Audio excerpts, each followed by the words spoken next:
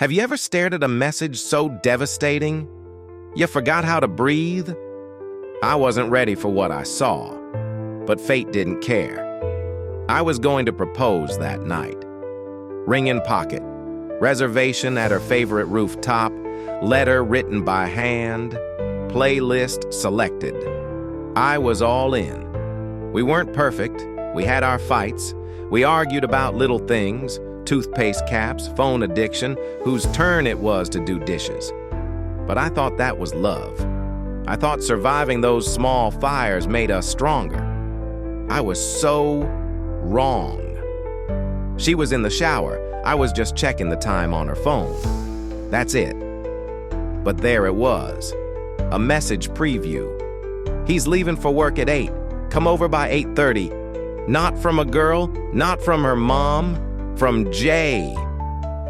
And just like that, the illusion shattered.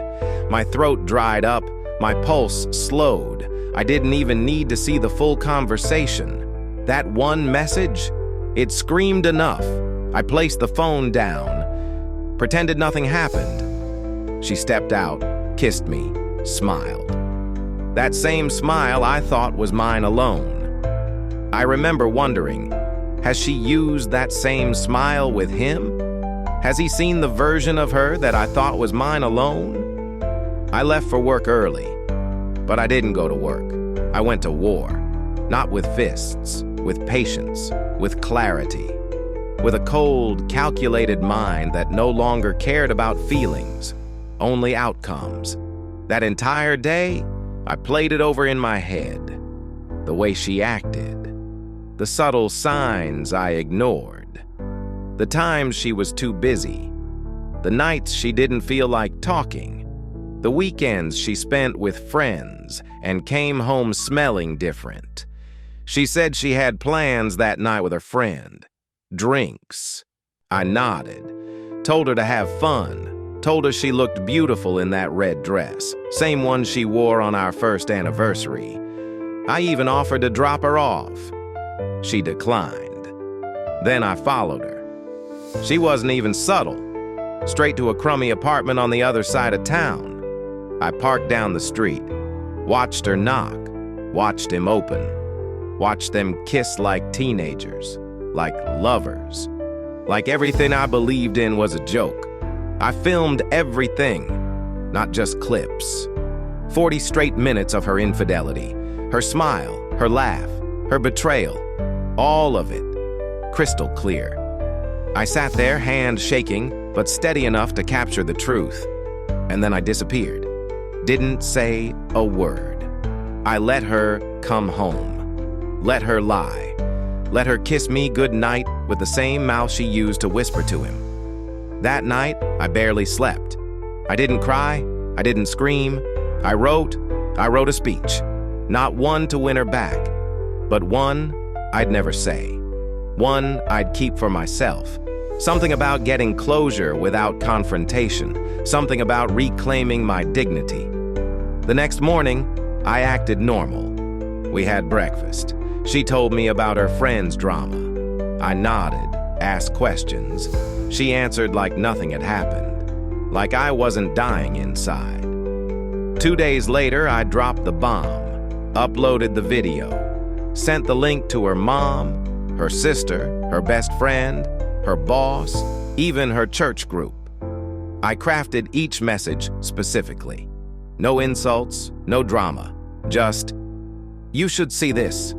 She came undone, phones ringing, people yelling. She stormed into my room holding her laptop like it was burning her hands.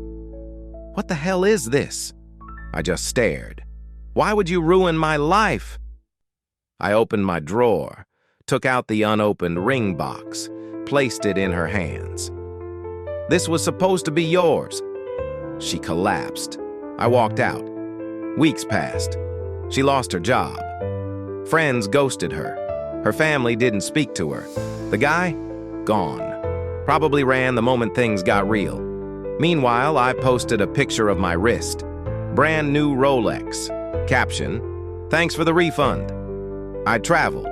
For the first time in years, I booked a solo trip, Mexico. I sat on a beach, drank cheap beer, and laughed to myself, not because I was over it, but because I was free. While I was gone, she emailed me. Long paragraphs, blaming me, begging, apologizing, trying to explain. She said she had been lost, that I wasn't giving her enough attention, that Jay meant nothing. I didn't respond. A month later, I got a call from a mutual friend. She had checked into therapy. She'd moved back in with her parents. She deleted her social media. She told people she'd been betrayed, that I had overreacted. I laughed. Sometimes people are so delusional they actually believe their own stories. I sent her one last message. Not angry, just final. We could have had it all, but you wanted more, so now you have nothing. She never replied. I rebuilt, slowly. I started writing again. Journaling, I joined a gym, found new friends, started dating, carefully. I didn't talk about the past. I just moved forward, because I wasn't broken, just cracked. People say revenge is bitter, I say it tastes like clarity. So, if you're ever the fool holding the ring for someone who's juggling another life, don't beg, don't cry, smile, and let her destroy herself. While you record, end.